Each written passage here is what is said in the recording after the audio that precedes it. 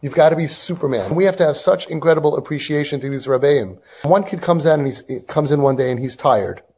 Is he tired because he's lazy? Is he tired because he's up late at night? Is he tired because he's doing things he shouldn't do? Is he tired because the family's fighting his older brothers that are up? What is going on? You have to be right every single time. Because if you deal with it the wrong way, I don't know. And that's why I don't give advice to Rabbeim, because I don't know how they're supposed to do it. But I could tell you a story that happened with my own daughter. My daughter, Be'ezus Hashem, will be a tremendous teacher one day and a huge mechanech in Klal Yisrael. She graduated seminary, so excited she got her first teaching job. She came back after the first week of teaching, and she says, Ta, what do I do? There's a couple of kids in my class in 7th grade who are just disturbing, and they're like wild and they're rowdy. I can't teach well. And then there's one kid which is totally whacked out. I walk in the room, she jumps up and down, Mora, can we not learn today? Can we have recess? I can't teach the class. And I didn't know what to do. So I asked the Menahelis. And the Menahelis said, oh, this girl, just all the other teachers, just send her out. Nobody can handle her. Send her out of the classroom. And we should never have taken her this year, and we're not taking her next year. You can't teach somebody like that. And the other ones, okay, once she's out, the other ones you can get control of the class. So my daughter felt something's, really? So she says, Ta, what do I do? So I said, and remember, this is her whole life, her future. She wants to be a mechanech and a menahelis. This is what she's planning for as her career, her passion, her dream. It's the first week. I said, I'm so sorry to tell you, but you're not allowed to hurt a neshama. It's not an excuse that you're a teacher. If you can't make sure not to hurt a neshama, then quit.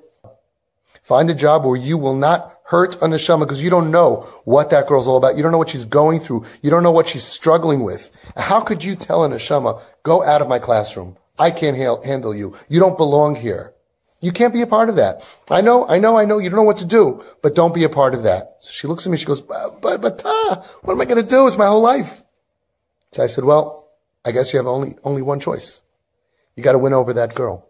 So your job now, in order to save yourself, your career, so you don't have to quit, your job is what?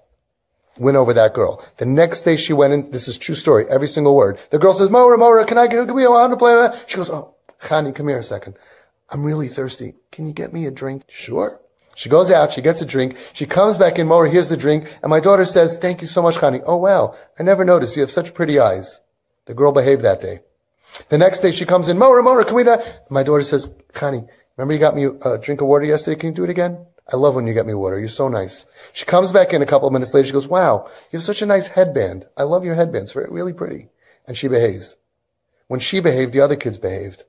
On Wednesday of that week, the Menahelis is walking down the hall, looks inside the classroom through the little window, and she can't believe what she sees. She sees my daughter teaching a class with everybody listening, behaving, including the troublemaker. She was so amazed. She knocked on the door, disturbed the class, asked my daughter, can you come out a second? What did you do? Would you give her a pill? What'd you do? We won her over with love.